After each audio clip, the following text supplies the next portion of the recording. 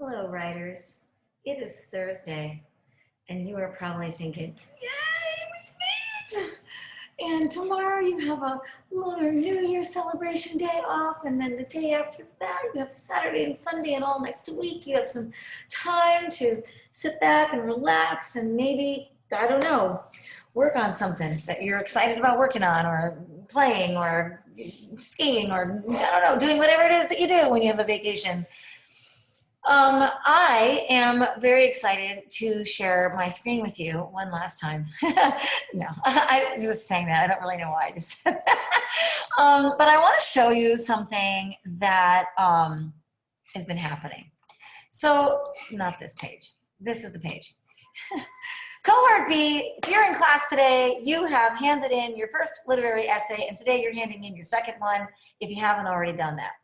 I'm going to collect everything. Basically, I'm just taking any sample of writing that you want to give me, and I'm using those writing samples to, make sure I know you as a writer and what you need to work on next. Most of you, cohorts A, B, and D, are all finished writing essays, and you're now writing these independent writing projects. So for those of you who have not had the good grace of being in class with me this week when all these new ideas have been coming up, I want to share some of that with you. So first of all, some of the writing projects that kids are working on are poetry, comics, writing short stories, writing letters, just writing, okay? And so during this time, after this video is over, I expect that you're going to have something in your hand, and it's going to be moving like this on paper, or maybe you are typing.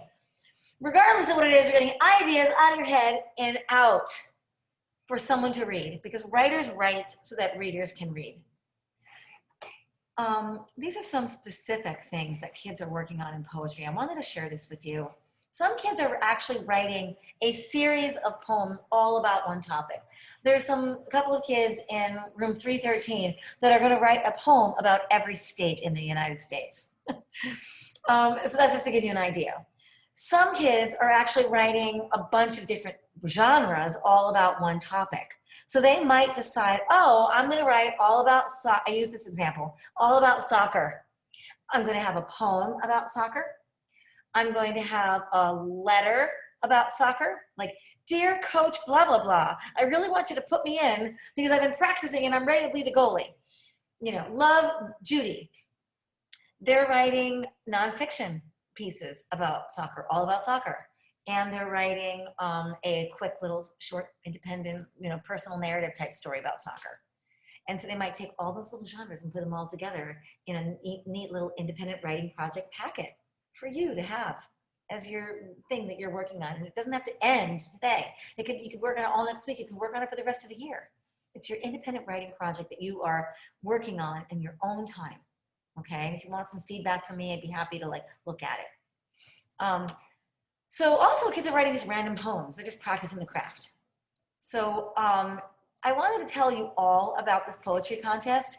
You go into www.poeticpower.com. April 8th is the deadline. And when you get there, you're going to see that there's a place for you to enter a poem. You just type your poem right in. But I would get some feedback from a teacher, me, hopefully, or Mr. Laraco, before you turn it in. Because there's not really a lot of rules, but they want you to make sure things are spelled right and that you have your line breaks in the right places and stuff like that. So, you can run it by us. It is a contest, so it's free. It doesn't cost anything. You just enter your poem and see if you get picked. And if you do get picked, there's going to be this great big fat book that you can purchase with your poem in it. It's like 25 bucks. So I highly recommend you giving that your best shot. I've known lots of kids who have gotten in, and it's really exciting to find out that your poem has been published.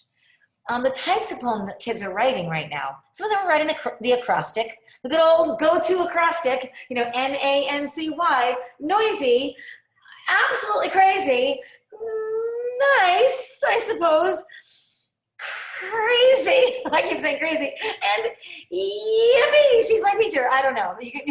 You can think about whatever you want with the acrostic. And so that's an idea. Kids love to go to that. They're writing silly, playful poems like stink, stank, stunk. I think I smell a skunk.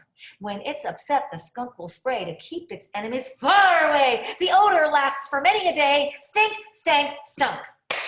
The elephants The elephant walks like this and that. It's terribly big and terribly fat. It has no fingers, it has no toes, but goodness gracious, what a nose! Okay, so you can write like playful poems like that. Short poems, it could be, like popcorn pop, popcorn pop. I like popcorn pop, pop, pop. And there's your poem. Okay, limericks. There once was a girl in school who thought she was really cool. I don't know. I don't have anything right off the top of my head right now. You can finish that limerick if you want to. Shape poems are great. You want to write a poem in a great big circle? And the poem's called Dizzy. You start here in the hole, you have to turn your paper while you're writing so you can write it. It's kind of a fun thing to do, or write it in the shape of a tree or in the shape of a flower and write all about flowers in a poem. Poems that start like a sentence. Right now, it's a giraffe has a long neck, but when you turn it into a poem, it's a giraffe has a long neck, and boom, it's a poem. Rhyming poems, not rhyming poems, haiku. Poems that are actually letters. I have a couple of students in class that are writing poems that are it's actually a love letter, but it's like a letter to food. So if you don't know that it's a letter to pizza, it might start out like, dear, to my little tomato, I want you to know that I love you so dearly. When I hold you in my hands, my heart bursts with joy, and I'm so happy whenever I'm with you. And then when you read the title, you realize, oh my gosh, this is a love letter about pizza. So you can try things like that if you want to give it a shot, play around with it. Poetry is very free. It doesn't have a whole lot of rules.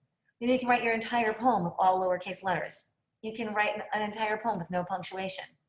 You can put words, random words. I mean, it's entirely up to you. So, you can run things by me. And if you're not doing poetry and you want to go back to an old favorite, like a personal narrative, or you want to go back to writing comics because you love that, you can do that. But I'm saying that today, if you're finished, you're writing. You're not just like, oh, I'm all done.